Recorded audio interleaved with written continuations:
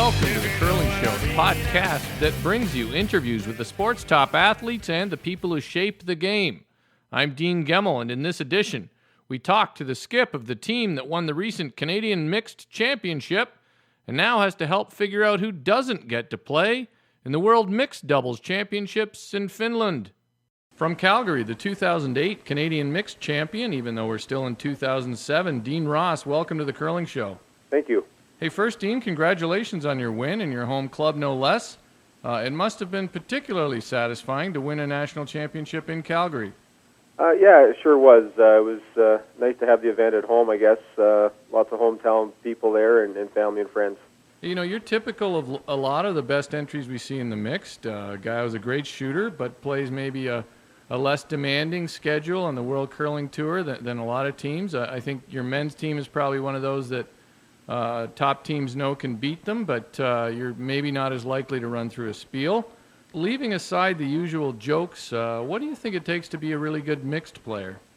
I think the biggest thing about I don't know about a mixed player, but a mixed team is definitely the difference is the third. The thirds make the team what it is. Well, so the third, you're saying that the female third is the big player. You bet, yeah. The stronger female third you can get, the more success you're going to have. Hey, there weren't any teams this year that had the skip, the female skip in the nationals, were there? No, the Yukon team, Nicole, she actually called the game, but she threw third stones and weighed through the last ones, but she called the game. Hey, that's not a bad combination. Did you guys ever consider that? No, we hadn't. I'm not sure if my team thinks I'm a good enough sweeper. So they didn't think it was a real advantage to have you sweep a little bit? Yeah, I think that's what they were more thinking of. So. Hey, you know, as a kid, I can remember watching the mixed finals on CBC. Particularly, I remember 1986 final when a team skipped by Randy Ferbey with Pat Ryan at second was upset in the final by Ottawa's Dave Van Dyne. Today, the mix struggles a bit for attention, despite the fact that it still features great play and a little different flavor than typical events that can be interesting. Why do you think this has happened?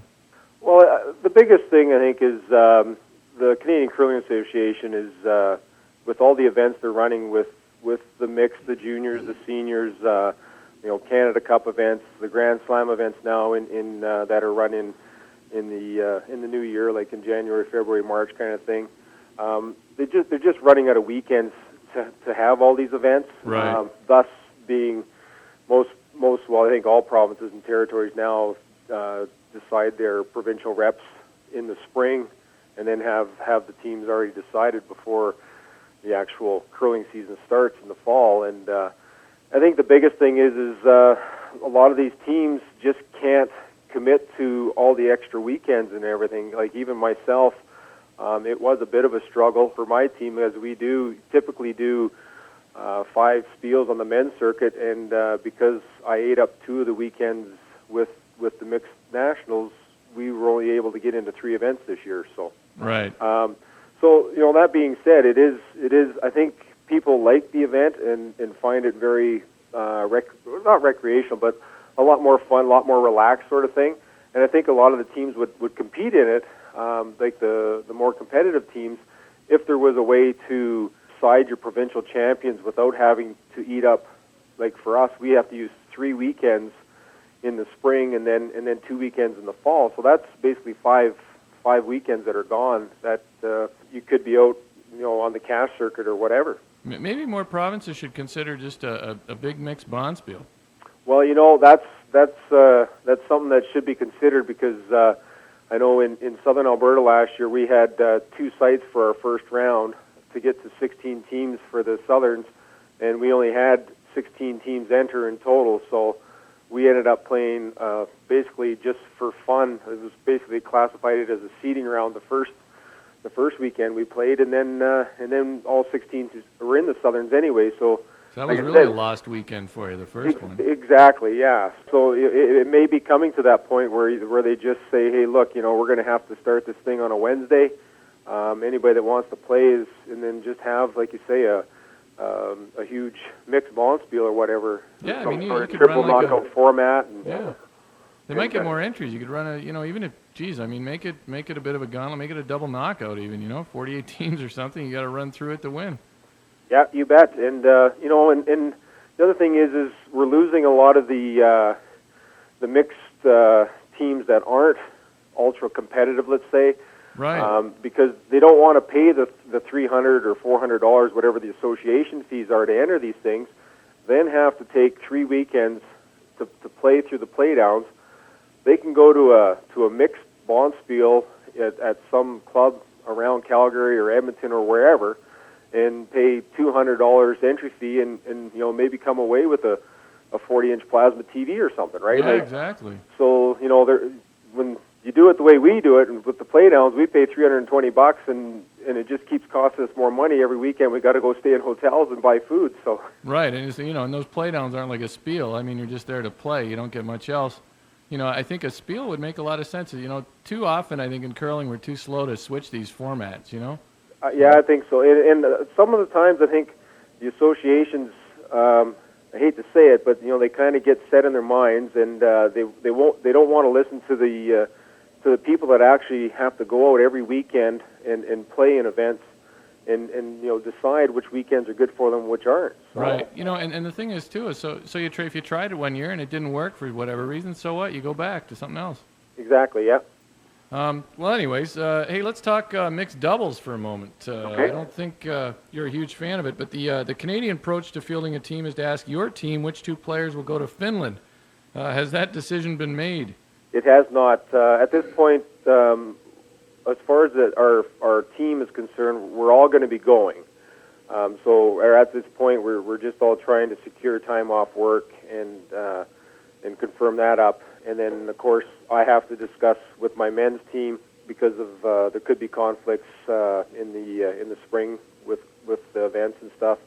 And Susan O'Connor and my wife Susan Wright, they have to talk to their ladies' teams and make sure that that everything is okay with their teams. So we're in the process of chatting with all our teams, our teammates, and everything, and trying to finalize that. And then, as a team, the four of us, I can honestly tell you that the four of us will sit down as a team.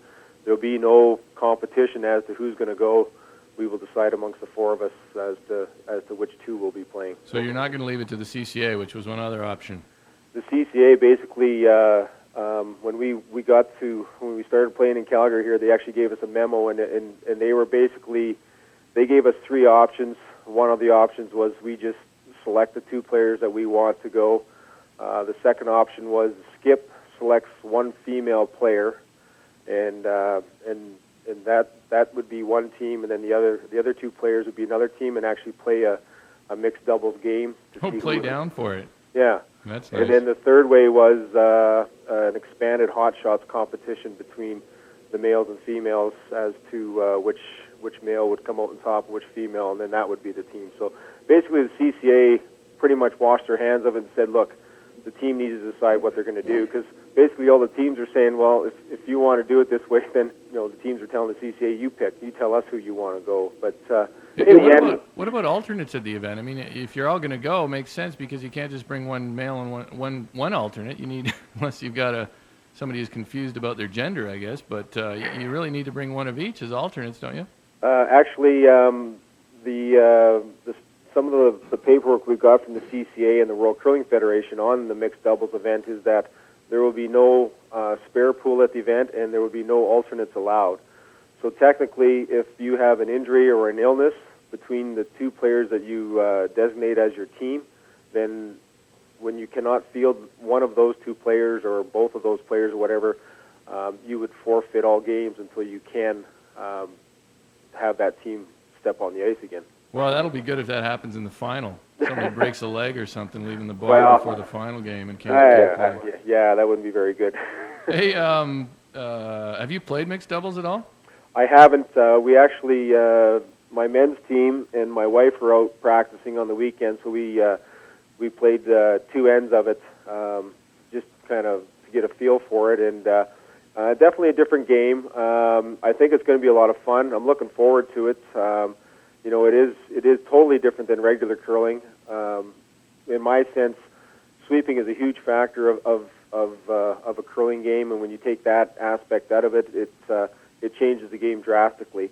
But that being said, we hopefully can be pioneers of this sport. You know, they do want to try to get some sort of mixed curling into the Olympics. That's what their ultimate goal is with this process. So the more exposure we can get for our game of curling, and if we can get it into the Olympics at some sort of capacity, then I think that's great for our sport, from all the way from the grassroots to the seniors. So It looks like one good thing you have is that everybody, I think, on your team throws with carbon fiber brooms, right? yeah. So that's an advantage. I mean, if somebody threw with a stabilizer, it'd be a real problem, I think. Oh, for sure. Yeah, that's that's obviously things you got to think about. And the other thing too is a lot of people, especially Canadians now, sweep with a gripper over their slider, right? So Yeah. if you're throwing the rock and you want to jump up and sweep, then it's something different. For myself, that's not an issue. I can sweep both sides of the rock with or without a gripper, so that's not a huge issue to me. But when we were playing the other day, the sweeping I don't think is going to be as much of a factor as people think it will be. I just felt, or we just kind of felt when we were playing and discussing a little bit after that, you're better off just making sure you throw the rock clean and throw it properly and Right, than worrying about getting up and chasing it. And exactly, yeah. plus, yeah. you look like an ass when you do that. Well, and that's we teach all our kids nowadays to throw the rock and stay there. Don't be jumping around and making Right. funny movements as soon as you let it go, right? And so we've all been kind of trained to do it that way, and now they're telling us to do it a different way, or thinking of telling us to do it a different way. But each team's going to be different. I totally Right. think so. Hey, one thing you should talk to them about, I don't see why you have to have a player in the rings. It'd be a lot better if your teammate could just sweep the rock the whole way, and you throw without somebody holding a broom in the house. Yeah, well, that's another rule that they have. Whoever's throwing the stone obviously has to be in the hack, and the other player has to be holding the broom inside the hog line. Which makes no sense. Yeah. It makes no sense. You know what else it's going to be? It's going to be slower, too, because you're yelling down the ice at each other. If Yeah. you're both at one end, you could say, what do you think? Yeah. And you say, aim at the edge of the four. Yeah. Yeah. But, again, like I say, I don't know how crucial. I think the better you throw it, the more shots you're going to make. And, if you take the game as basically as if you're playing practice, whatever, Right. and just throw the rock clean, you're going to make a lot more shots than, like I say, running around and doing weird things. So Yeah, it might almost be an advantage to play a few more, an up weight shot at times over a touch shot, Well, that's the thing. Like, if you're throwing anything like normal hit to peel, you don't need sweepers anyways, probably. So, Right. or it's not going to make that huge of a difference. It's the drawing to the button or whatever kind of thing. But with the way the rule is, and with only the one guard and one rock placed behind the button, I don't see a lot of guards being played anyways. Right. But like I say, I've watched a little bit of it at the Continental Cup. We're hoping to get to Medicine Hat and taking in some of the competition at the Continental Cup this year. And also Paul Webster from the CCA has also said that he would be more than happy to line up some other guys and do some trial runs of games and strategy and stuff like that. Well, we'll see what develops. It might be interesting. You seem like you have the right attitude for it anyways, I think. Finally, Dean, what about the state of curling in Calgary, and specifically men's curling? You've got Charlie Thomas curling in your city, your team, Adrian Bacher, some others, and both John Morris and Ben Hebert actually live in Calgary, but it's been some time, maybe since Eddie Lukowicz, that the top men's team in the province hasn't been from Edmonton. What's gone on? Well, I think one of the biggest issues in Calgary is the workforce. This city is just going absolutely crazy with the amount of work that's going on, and I think a lot of the young guys that do well in juniors, they decide they're going to go to college, get out of college and get jobs, and they can't get the time off work. They can't commit to these 6-7 weekends in the fall sort of thing, like Kevin Martin and those guys. Like Ben Hebert and John Morris, they're very fortunate with the jobs they have that they got the flexibility to kind of come and go as they please.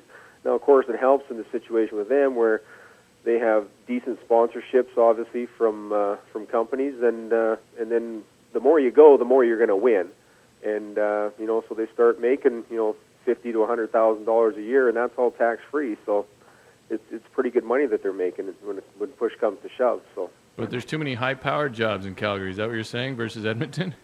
Well, yeah, it's I just find that like all the young guys, like Matt Ing is one fellow that played with Charlie last year, and Right. I know he was approached by quite a few guys to play this year, and he said no. He says I gotta finish my university. I gotta get that done, right? So, he could be 2 or 3 years before he takes up competitive curling. Not that he's not curling; he still plays like 2 or 3 days a week, kind of thing. But it's recreational curling. He doesn't go to the Spiels, and he's still going to be a good player and everything, but he's going to be 25, 26, 27 years old. And what happens then is he comes out and he starts a job and he gets 3 days of vacation or something, right? So. Exactly, yeah. Like Darren Moulding is another one who he lost the Canadian Juniors final, and he worked at a curling rink one year after he when he was in the men's, so he could play a little more. But when reality sets in and you got to pay bills and you want to buy a house and everything, you got to get a good job. And so it's go Calgary. That's the problem. Yeah, it's just and I'm not sure how the guys in Edmonton do it, right? But it's not the young guys that are doing it up there. Like no, you're right. It's not like Mark Johnson, Rob Buckles, and those Yeah. guys. Those guys aren't young, and Kevin and Randy and all those guys. But there are some young guys playing, and Jamie King has got a young team this year now too. So, but I think they all struggle with work commitments and everything else. So it is. Well, it's a juggling act everywhere, I guess. But anyways, Dean, we finish with the run back. I give you a topic, and you give me your thoughts on it in 1 to 3 words. The run back. The run back. Well, you haven't listened to the curling show before, have you? You're going to have to listen in the future so you know how to handle this. Glenn Howard was the first guy to do this, and he was unbelievably good at it, and no one else has been as close since. But I think he had the best topics, too. Okay. I say 1 to 3 words, but I'm pretty lax with it. Sometimes it just spirals downward. Chances of Greg Northcott being called Ron? 0. 0. He never gets called Ron. Nope. All right. Well, I'm gonna phone him up and call him Ron one of these days. Seeing your club mates J.D. Lind and Amy Nixon on the ice at the National Mixed. It was nice. Your Tim Hortons Winnipeg Brier tickets. Sold. Sold to who? Meg Wallace. All right. The Continental Cup in Medicine Hat. Should be fun. You're going to go and check out the mixed doubles. Yes. Catching peels thrown by Team Carruthers. Dangerous. Those guys, holy smokes. But anyways, I keep talking about them in a lot of shows, and they started out the season hot as a men's team, and now they're not doing so well. So I better stop talking about them. But when you see Jason throw it, holy smokes. Hey, Dean, I give everybody on the show a chance to name their sponsors. I don't know if you guys have any, but if you do, let me know they are. Yeah, it's Hallmark Tubulars. It's a company that Greg Northcott works for, and they deal in piping materials for oil and gas industries. All right, well, good for Hallmark Tubulars. You bet. Thanks for your time, Dean. Good luck in Finland and with your men's team, whatever else you're doing this year. Great. Thanks for your time. That's Dean Ross on The Curling Show. Thanks for listening. And don't forget about the TSN Skins game this weekend. Broadcast high definition.